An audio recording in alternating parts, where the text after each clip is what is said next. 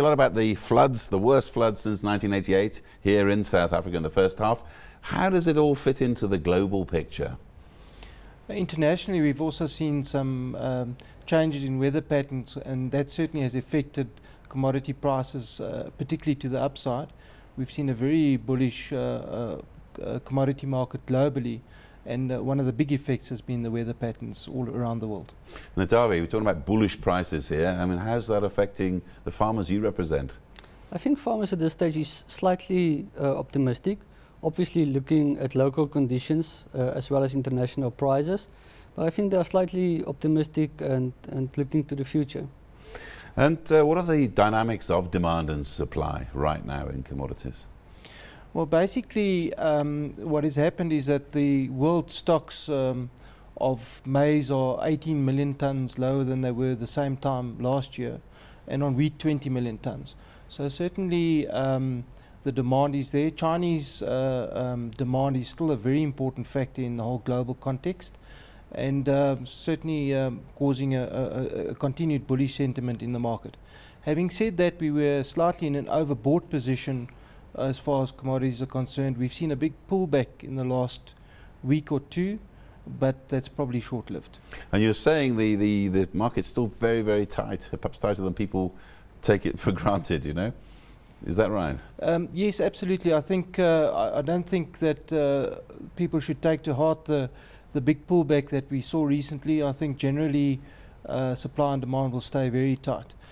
South African scenario is slightly different, where we have a very nice bumper crop of maize on its way of about 11.8 million tons, soybeans of 780,000 and sunseeds of 750, which is fairly good crops.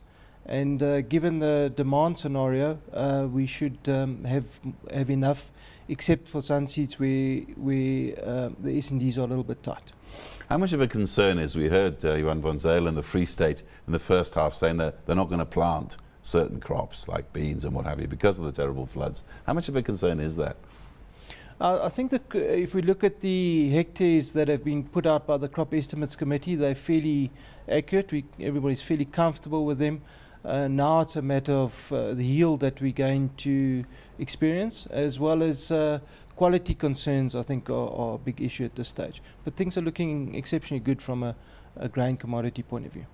And which are going to be the commodities to watch, you think, in the next few months? I think, as I mentioned, sunseeds, because of the tighter supply and demand, certainly probably have the biggest potential from an upside point of view.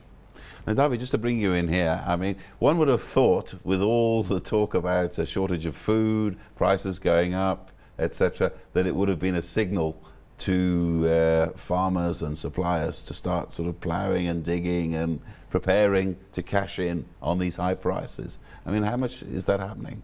Theoretically, it must be like that. Unfortunately, with entries to barriers to entry the farming industry, it's difficult. You know, getting finance, input costs, that's driven up. If we only look at diesel prices recently, that's gone through the roof as well. So it's difficult just to get a plough in the ground. You must take all those extra factors into account as well. I mean, Erhard, just one last question here. I mean, everybody here, particularly in South Africa, is watching the food prices steadily going up week by week. How long do you think this is going to go on for? Well, what is quite interesting is that globally we had this food crisis in 2008, and everybody was rather jumping up and down about food prices. And currently prices have exceeded that from a commodity point of view, and certainly the impact of that we're going to see further forward. So it's not a very rosy outlook as far as food inflation is concerned. Certainly probably more upside than downside at this stage.